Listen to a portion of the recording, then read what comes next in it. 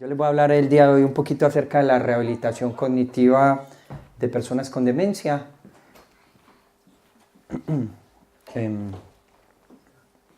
No funciona ahí. ¿Será que me diste el que no era? ¿Será que me diste el otro? Ok. Ok.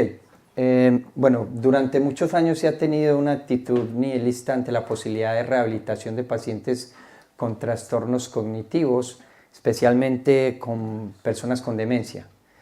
Este hecho ha añadido al escaso conocimiento que hasta entonces había sobre la funcionalidad del cerebro y la infravaloración de las capacidades residuales y la obviedad del proceso degenerativo, hizo de que muchos centros clínicos no contasen con programas de rehabilitación no cognitiva para personas con demencia. Ha habido muchas dificultades en el desarrollo de programas no farmacológicos para personas con demencia. Algunas de las dificultades que han habido es que las personas con demencia tienen un deterioro global del funcionamiento cognitivo y funcional. La enfermedad es una enfermedad de carácter degenerativo. Usualmente se produce en personas de edad avanzada. Muchos de las personas con demencia usualmente no tienen conciencia de los déficits de la enfermedad, lo cual hace más complicado realizar un programa de intervención. Y los estudios que se hicieron durante mucho tiempo tratando de utilizar tratamientos no farmacológicos en personas con demencia, pues fracasaban, no mostraban ningún tipo de resultados satisfactorios. Entonces, todos estos aspectos llevaron a que muchos de los investigadores en el área de demencia pues desistieran en la utilización de tratamientos no farmacológicos. Sin embargo, hasta hace por ahí unos 10, 15 años, este paradigma empezó a cambiar y se empezó a introducir una cantidad de tratamientos no farmacológicos en personas con demencia.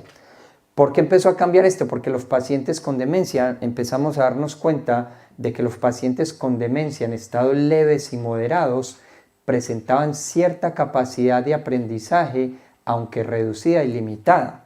Todos los estudios anteriormente decían que no, que una persona desde que ya tenía la enfermedad o el diagnóstico de demencia, ya la persona no era capaz de aprender nada más, porque ya tenía problemas de memoria y la enfermedad se hacía poco a poco degenerativa. Sin embargo, estudios recientes han demostrado que incluso personas con demencia tienen cierta capacidad de aprendizaje. También estudios que se han realizado en el cerebro, se encontró de que las neuronas tienen cierta capacidad para regenerarse y establecer nuevas conexiones. Entonces también se pensó durante mucho tiempo de que una vez había muerte neuronal, de que se instauraba el proceso neurodegenerativo de la demencia, ya no había ningún tipo de regeneración neuronal, pero hoy en día sabemos que eso no es así. Y también se demostró de que existe cierta neuroplasticidad en el cerebro de la persona mayor, incluso en el cerebro de la persona con demencia, aunque con menos intensidad. ¿Qué quiere decir esto? Que la plasticidad del cerebro, o sea, la capacidad del cerebro de adaptarse a los nuevos cambios y a la enfermedad, se produce incluso en personas con demencia. Durante mucho tiempo se pensó que la neuroplasticidad se producía más que todo en los niños o en personas jóvenes, pero hoy en día se sabe que el cerebro, incluso la persona con demencia, tiene cierto nivel de neuroplasticidad. Por tal motivo, en investigaciones que se han hecho, se ha encontrado cómo el nivel educativo y ocupacional ayudan o tener un ambiente estimulante ayuda a prevenir o a retrasar la aparición de demencia. Es decir, aquellas personas que han llevado un ritmo de vida activo, aquellas personas con niveles altos de escolaridad, se ha encontrado que probablemente la educación y la ocupación podrían ayudar a prevenir la aparición de los primeros signos de demencia. Otra cosa también importante es que se encontró que una misma función cognitiva podría ser ejecutada por diferentes subsistemas cerebrales. Es decir, cuando una persona tenía demencia y tenía una parte del cerebro alterada, los investigadores se empezaron a dar cuenta que regiones adyacentes al cerebro podrían en ciertos casos asumir aquella función que se estaba perdiendo. También se demostró que el uso de enfoques no farmacológicos podrían tener efectos positivos a largo plazo. Entonces se empezó a crear una serie de tratamientos no farmacológicos con el objetivo de ¿qué? De estimular el cerebro, porque se empezó a mirar el cerebro como si fuera un músculo y al mismo tiempo al mirar el cerebro como si fuera un músculo se pensó, ok, si el cerebro es un músculo, si ejercitamos el cerebro probablemente el cerebro se va a hacer más fuerte y en el momento en que llegue la enfermedad pues el cerebro va a ser más resistente a los efectos de dicha enfermedad. Entonces muchas de las terapias que empezaron a surgir con el objetivo de estimular el cerebro fueron terapias no farmacológicas y esas son las que hoy en día se están empezando también a utilizar y de las que le voy a hablar un poquito ahora. Una de las terapias que se utiliza actualmente es la estimulación cognitiva. Como su nombre lo dice, es un conjunto de estímulos que se generan con el fin de tratar de estimular el cerebro. Es una estimulación que por lo general se hace de forma individualizada y que busca tratar de que la persona se le pueda estimular aquellas capacidades residuales que todavía tiene, es decir, antes de que la persona continúe progresando, lo que se trata es de estimular aquellas cosas que la persona todavía conserva para que no progrese la enfermedad. Entonces existen diferentes tratamientos de rehabilitación cognitiva, existe un programa que se llama Activemos la Mente, este es un programa y lo que se busca en estos programas de estimulación cognitiva es más que todo utilizar técnicas donde busquemos estimular la atención, la memoria, el lenguaje, la percepción, la escritura, la lectura, mediante una serie de ejercicios en los cuales le podemos a la persona que trate de activar la parte cognitiva de su cerebro. Entonces hay ejercicios relacionados con percepción de imágenes superpuestas, donde le decimos a los pacientes que miren cada una de estas imágenes y que nos digan el nombre de cada una de las imágenes superpuestas que se ven. Les mostramos una figura acá y le pedimos de que reconozca el rostro lo reconozca acá. Discriminación, emparejamiento de figuras, lo mismo, mostramos una figura acá, le pedimos al paciente que nos diga cuál de estas figuras que hay acá es igual a esta. Hacemos ejercicios de percepción de emociones. Como ustedes saben, en la medida en que la persona va teniendo una demencia, poco a poco las capacidades cognitivas como una enfermedad progresiva, las va perdiendo poco a poco. Entonces lo que nosotros tratamos mediante estos ejercicios es que aquellas cosas que todavía tiene, pues las mantenga. Se hacen ejercicios de percepción visoespacial donde se les muestra, pongamos un reloj y la persona tiene que decir o colocar la hora dependiendo de las manillas del cada uno de los relojes. Percepción de diferencias, se les muestra a los sujetos figuras y les dicen, ok, entre estas dos figuras hay 6 diferencias. Ustedes tienen que tratar de reconocer cuáles son esas diferencias. Utilizamos también ejercicios de laberintos y últimamente también se están empezando a utilizar, a hacer estos ejercicios, no solamente lápiz y papel, sino también que se están utilizando mediante pruebas de ordenador. Entonces lo que utilizamos es el ordenador para crear ejercicios para mejorar la atención y la concentración, la memoria, la coordinación visomotora, la capacidad de reacción, el razonamiento abstracto. Entonces el ordenador te da ejercicios, te pone acá un estímulo y te pide que discrimines dentro de estos estímulos cuál es el estímulo que está acá. Lo mismo acá, otro estímulo, te pide que los discrimines, la misma situación en este caso. Ejercicios de vigilancia, entonces el ordenador empieza a pasarte una serie de objetos y cada vez que tú veas este objeto que aparece acá, pues tienes que dar un clic. O si ves este objeto, ¿con qué objetivo? Con que la persona mantenga la atención durante el mayor tiempo posible. ¿Por qué? Porque pacientes con demencia, cuando están hablando, suena algo, se distraen fácilmente. Entonces lo que pretenden todo este tipo de ejercicio es tratar de que la persona mantenga su nivel atencional por el mayor tiempo posible. Ejercicios de coordinación visomotora, con el mouse la persona tiene que alcanzar la flor y lo que hace el ordenador es moverle la flor, entonces la persona tiene que estar pues moviendo y estar tratando de tener una coordinación visomotora específica. Ejercicios de ubicación espacial, se coloca aquí un objeto, luego ese objeto se desaparece y la persona tiene que colocar el objeto en el mismo sitio donde había estado en el campo visual, la misma parte. Ejercicios de habilidades construccionales o rompecabezas, que es una de las habilidades que se empieza a deteriorar con la demencia, la capacidad construccional. Las personas también empiezan a tener problemas para vestirse, para colocarse la ropa o para realizar actividades que tengan que ver con cuestiones construccionales. Hacemos ejercicios de racionamiento abstracto también a través del ordenador, memoria de rostros, le mostramos a los pacientes una serie de rostros y cada rostro tiene un nombre y luego le mostramos el rostro pero sin el nombre, ellos tienen que decir cuál es el nombre.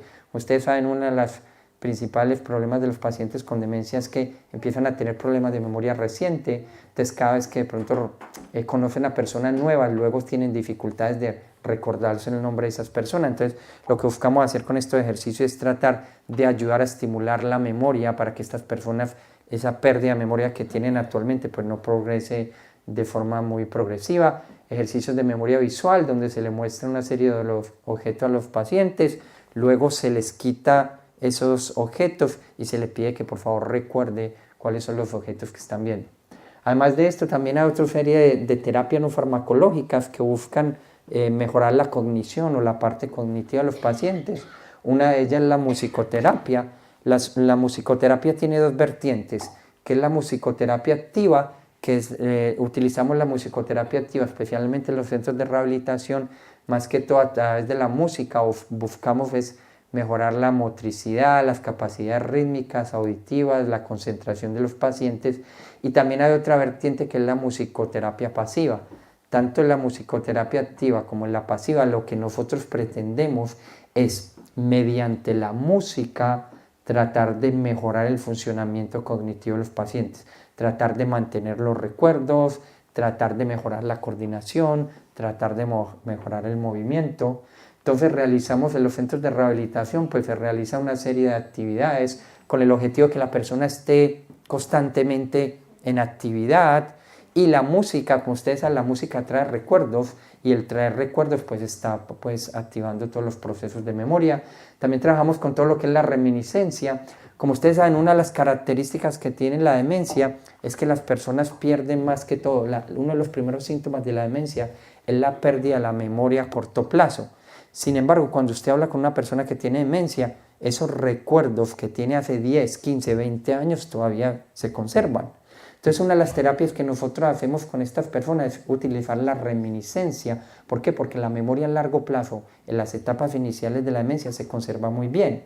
Entonces, cuando trabajamos reminiscencia, mediante ejercicios de llevar a que estas personas se recuerden lo que hacían hace 15, 20, 30 años, eso también les ayuda a mejorar el autoestima, les ayuda a mejorar la concentración, la memoria. Entonces, trabajamos con ejercicios en las actividades haciendo reminiscencia de lugares conocidos, de la familia, actividades comerciales que estas personas hacían en el pasado, actividades educativas. Entonces, cuando hablamos con personas mayores, claro, probablemente la persona mayor con demencia no se acuerda del nombre de la persona que le acaban de decir hace 2 minutos, pero si usted le pregunta, bueno, cuénteme cómo era el colegio, cuando usted fue al colegio, pues claro, ellos pueden hablar horas y horas porque esas memorias de lo que era el colegio se preservan muy bien en el cerebro. Entonces lo que nosotros tratamos es que la persona que está empezando a tener una demencia utiliza esas memorias previas para tratar de mantener